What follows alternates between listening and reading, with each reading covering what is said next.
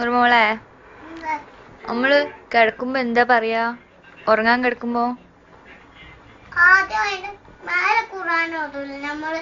അങ്ങനെ ഖുർആൻ ഓതിച്ച് നമ്മളത് അത് കഴിഞ്ഞിട്ട് നമ്മൾ 2 വർഷം 8 വർഷം ഖുർആൻ ഓതിട്ട് പിന്നെ അതിന്റെ മേലെ ഒരു ബിസ്മിക്കല്ലാഹു അയ്യാ മഹ്മൂദ്. പിന്നെ നേരെ വെളുത്ത് നീച്ചാല് അൽഹംദുലില്ലാഹി അല്ലദി അഹ്യാനാ ബഅദ മാ അമാതനാ വഇലൈഹിൻ നുശൂർ. നീ ബാത്റൂം പോകുമ്പോഴെന്താ പറയാ?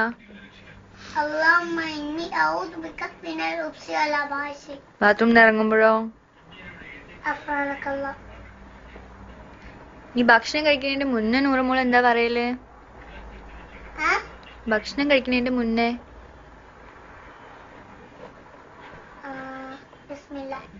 ബിസ്മില്ല മാത്രം പറയുള്ളൂ? ബിസ്മില്ലാഹി റഹ്മാനി റഹീം എന്ന് പറയില്ലേ? ഓക്കെ, ബിസ്മില്ല മതി. ഡോക്ടർ ഭക്ഷണം കഴിക്കുമ്പോൾ ബിസ്മില്ല എന്ന് പറയാൻ, അതുകൊണ്ട് ഞാനും ബിസ്മില്ല എന്ന് പറയും. ബിസ്മില്ലാഹി റഹ്മാനി റഹീം പറയും. ഭക്ഷണം കഴിച്ചു കഴിഞ്ഞാലോ? അൽഹംദുലില്ലാഹ്. ഇനി തുമ്മിയാല് നൂറുമോൾ എന്താ പറയാ? അതിനും അൽഹംദുലില്ലാഹ്. അൽഹംദുലില്ലാഹ്. അപ്പം ആമാമ എന്താ പറയാ? തറാക്കുമുല്ലാഹ്. അപ്പൊ നൂറുമോളോ?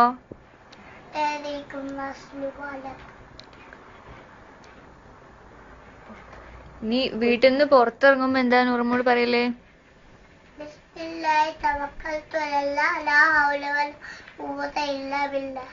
കാറിൽ കയറുമ്പോഴോ? സുബ്ഹാനല്ലദി സഖറ ലനാ ഹാദാ വമാ കുന്നാ ലഹു മുഖ്രിനീൻ വഇന്നാ ഇലാ റബ്ബിനാ ലമുൻഖലിബൂൻ. ചൊല്ലുന്നുണ്ടോ?